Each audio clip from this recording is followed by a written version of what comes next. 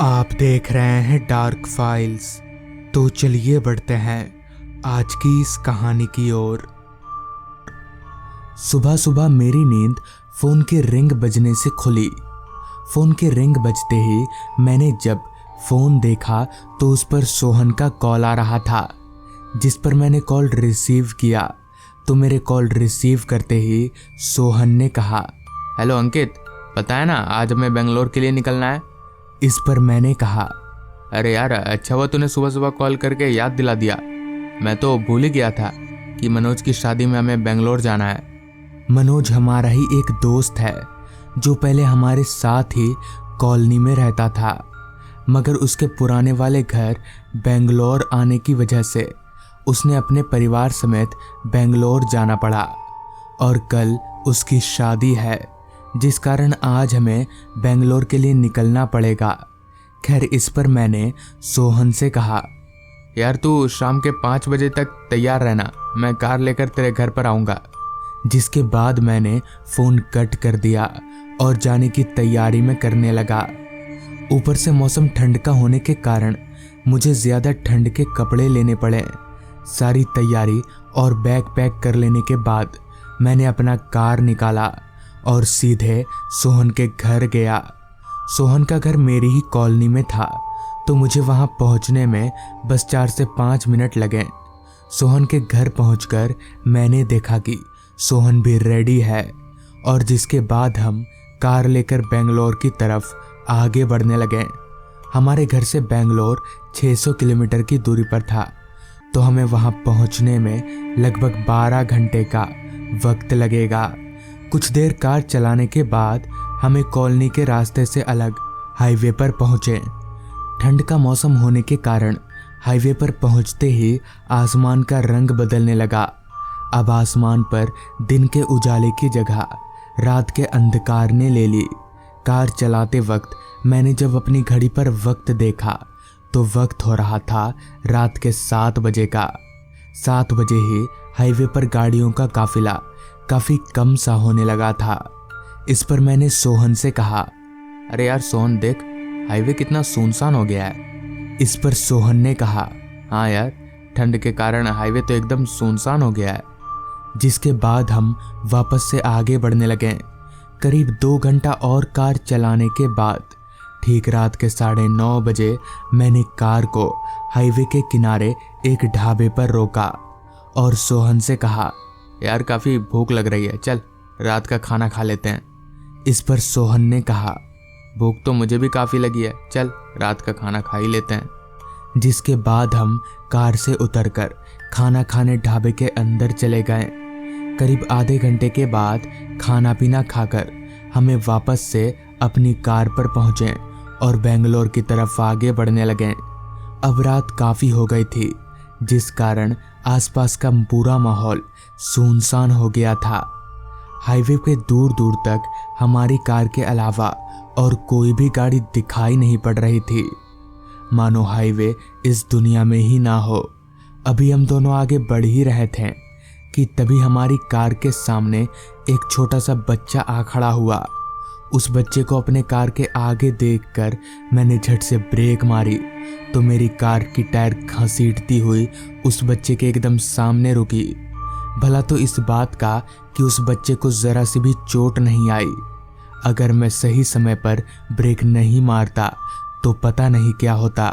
खैर, कार के रुकते ही हम दोनों कार का दरवाज़ा खोलकर बाहर निकले और उस बच्चे के पास गए तो वो बच्चा डर के मारे कांपे जा रहा था।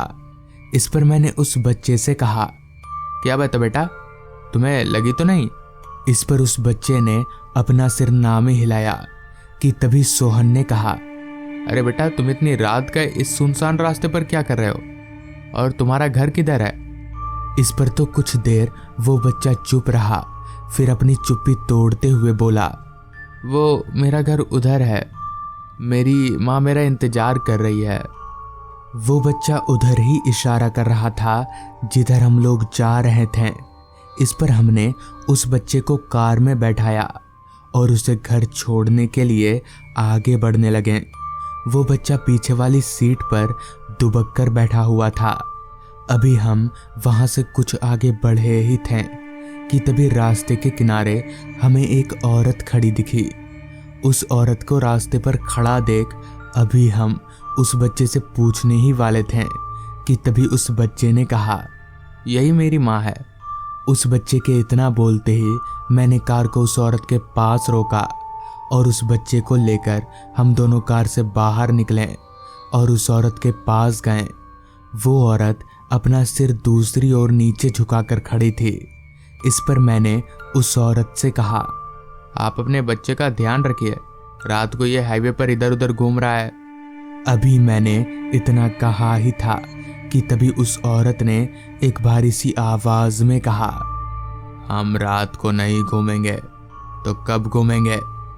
इतना बोलकर उस औरत ने अपना चेहरा हमारी ओर घुमाया तो उस औरत का चेहरा देखकर हम दोनों दोस्तों के होश उड़ गए और हम दोनों दोस्त जोर जोर से कांपने लगे क्योंकि उस औरत का चेहरा आधा कुचला हुआ था और उसकी आंखें बाहर निकलकर लटक रही थी। ये देखकर हमें समझ गए कि ये कोई औरत नहीं बल्कि चुड़ैल है। मगर जब ये औरत चुड़ैल है तो ये बच्चा उसे माँ क्यों बोल रहा था?